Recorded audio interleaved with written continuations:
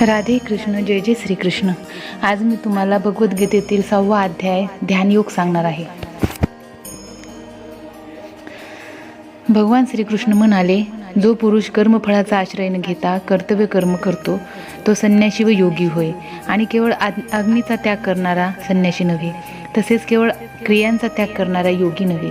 हे पांडवा, ज्याला संन्यास असे म्हणतात तोच योग आहे असे तू समज. कारण संकल्पांचा त्याग न करणारा कोणीही पुरुष योगी होत नाही. योगावर आरूढ होण्याची इच्छा करणाऱ्या मननशील पुरुषाला योगाची प्राप्ती होण्यासाठी निष्काम कर्म करणे हाच हेतू सांगितला आहे. आणि योगारूढ झाल्यावर ज्या योगारूढ पुरुषाचा जो सर्व संकल्पांचा अभाव असतो तोच कल्याणाला कारण सांगितलं आहे. ज्यावेळी इंद्रियांच्या भोगात आणि कर्मातही पुरुष आसक्त होत नाही त्यावेळी सर्व संकल्पांचा त्याग करणाऱ्या पुरुषाला योगारूढ म्हटले जाते. स्वतःचा संसार समुद्रातून उद्धार करून घ्यावा आणि स्वतःला अधोगतीला जाऊ देऊ नये. कारण हा मनुष्य स्वतःचा मित्र आहे आणि स्वतःचा शत्रू आहे. ज्या जीवात्म्याने मन व इंद्रियांसह शरीर जिंकले त्या जीवात्म्याचा तर तो स्वतःच मित्र आहे. आणि ज्याने मन व इंद्रियांसह शरीर जिंकले नाही त्याचे तो स्वतः शत्रूप्रमाणे शत्रुत्व करतो. थंड उष्ण सुख दुःख तसेच मान अपमान यामध्ये ज्याच्या अंतःकरणाची वृत्ती पूर्णपणे शांत असते अशा स्वाधीन आत्मा असणाऱ्या पुरुषाच्या ज्ञानात सच्चिदानंद घन परमात्मा उत्तम प्रकारे अधिष्ठित असतो. म्हणजेच त्याच्या ज्ञानात परमात्म्याशिवाय दुसरे काहीच नसते. ज्याचे अंतःकरण ज्ञान विज्ञानाने तृप्त आहे, ज्याची स्थिती निर्विकार आहे, ज्याने इंद्रिय पूर्णपणे जिंकली आहेत आणि ज्याला दगड माती व सोने समान आहेत, तो योगीयुक्त म्हणजे भगवंताला प्राप्त झालेला आहे असे म्हटले जाते. मित्र शत्रू उदासीन मध्यस्थ द्वेष करण्याजोगा बांधव सज्जन आणि पापी या सर्वांविषयी समान भाव ठेवणारा अत्यंत श्रेष्ठ आहे. मन व इंद्रिय यांसह शरीर ताब्यात ठेवणाऱ्या निरीच्छ आणि संग्रह न करणाऱ्या योग्याने एकट्यानेच एकांतात बसून आत्म्याला नेहमी परमात्म्यात लावावे. शुद्ध जमिनीवर क्रमाने दर्भ मृगाजीन आणि वस्त्र अंथरून तयार केलेले जे फार उंच नाही व जे फार सखल नाही असे आपले आसन स्थिर मांडून त्या आसनावर बसून चित्त व इंद्रिय यांना क्रिया ताब्यात ठेवून मन एकाग्र करून अंतःकरणाच्या शुद्धीसाठी योगाभ्यास करावा. शरीर डोके आणि मान सरळ रेषेत अचल ठेवून स्थिर व्हावे. आपल्या नाकाच्या शेंड्यावर दृष्टी ठेवून अन्य दिशांकडे न पाहता ब्रह्मचर्य व्रतात राहणाऱ्या निर्भय तसेच अत्यंत शांत अंतःकरण असणाऱ्या सावध योग्याने मन आवरून चित्त माझ्या ठिकाणी ठेवून माझ्या आश्रयाने राहावे. मन ताब्यात ठेवलेला योगी अशा प्रकारे आत्म्याला नेहमी मज परमेश्वराच्या स्वरूपाच्या ठिकाणी लावून माझ्यात असणारी परमानंदाची पराकाष्ठा अशी शांती मिळवतो. हे अर्जुना, हा योग फार खाणाऱ्याला तसेच अजिबात न खाणाऱ्याला, फार झोपाळूला तसेच सदा जागरण करणाऱ्याला साध्य होत नाही.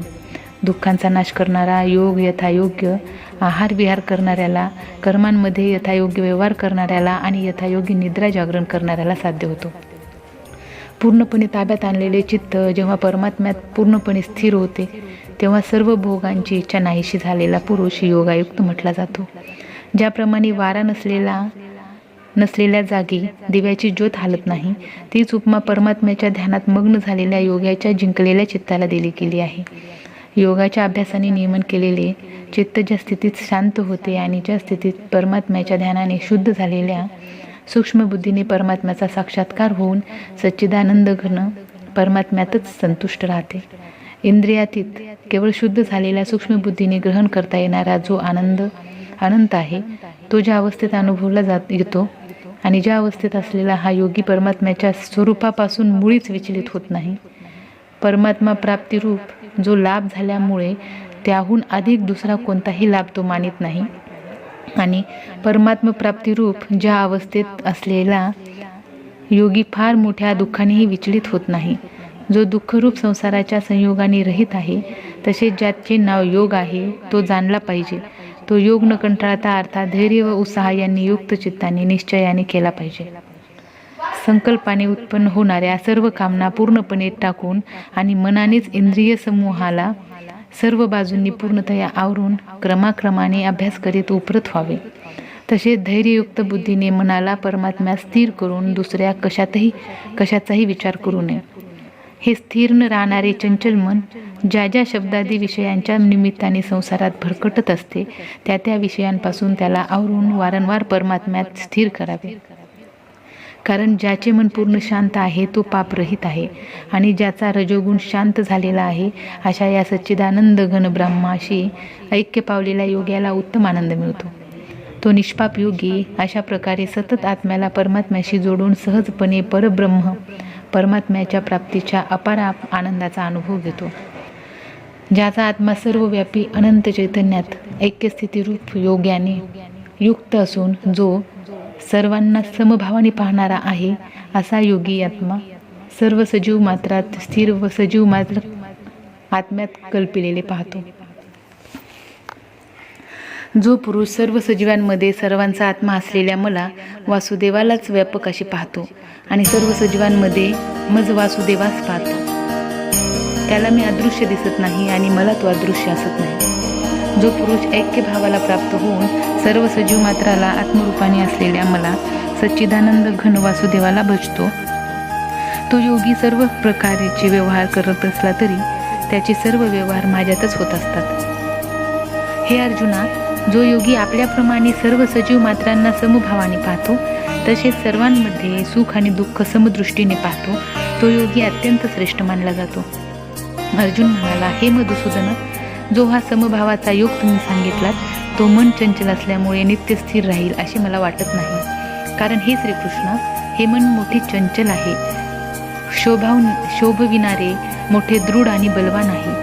त्यामुळे त्याला वश करणे मी वाऱ्याला अडवल्याप्रमाणेच अत्यंत कठीण समजतो. भगवान श्रीकृष्ण म्हणाले, हे महाबाहू अर्जुना, मन चंचल आणि आवरण्यास कठीण आहे यात शंका नाही. परंतु हे कुंतीपुत्र अर्जुना, हे मन अभ्यासाने आणि वैराग्याने ताब्यात येते. ज्याने मनावर ताबा मिळवला नाही अशा पुरुषाला योग साधने कठीण आहे आणि ज्याने मन ताब्यात ठेवले आहे अशा प्रयत्नशील पुरुषाला साधनेने तो प्राप्त होणे शक्य आहे असे माझे मत आहे.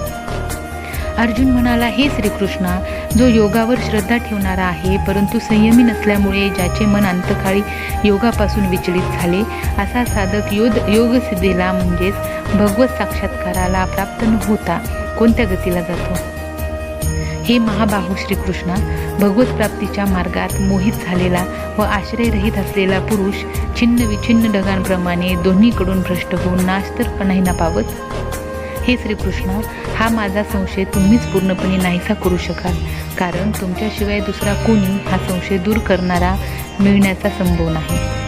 भगवान श्रीकृष्ण म्हणाले, हे पार्था अर्थात अर्जुना, त्या पुरुषाचा इहलोकातही नाश होत नाही व परलोकातही नाही.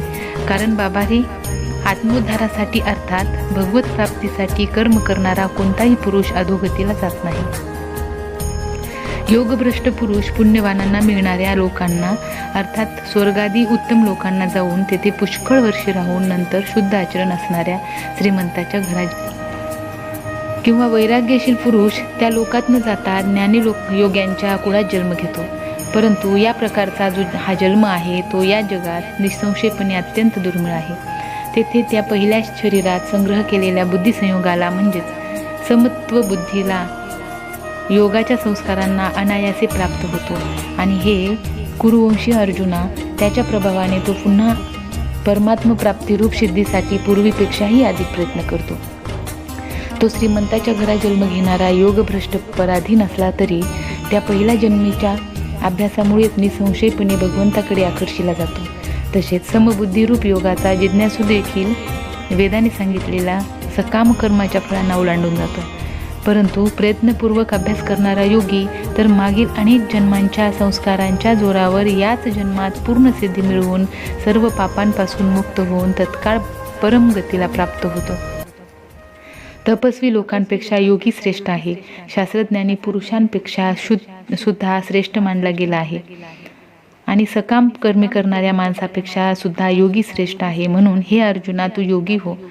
सर्व योग्यांच्या मध्ये सुद्धा जो श्रद्धावान योगी माझ्या ठिकाणी लावलेल्या अंतरात्म्याने मला निरंतर भजतो तो योगी मला परमश्रेष्ठ म्हणून मान्य आहे. या ठिकाणी अध्याय 6 संपला आहे. तर भगवद्गीतेतील अध्याय 6 तुम्हाला कसा वाटला कमेंट बॉक्समध्ये कमेंट लिहून नक्की मला कळवा. आणि ज्यांनी माझ्या चॅनलला सबस्क्राईब केलं नाही त्यांनी माझ्या चॅनलला सबस्क्राईब करा. तोपर्यंत राधे कृष्ण, जय जय श्रीकृष्ण.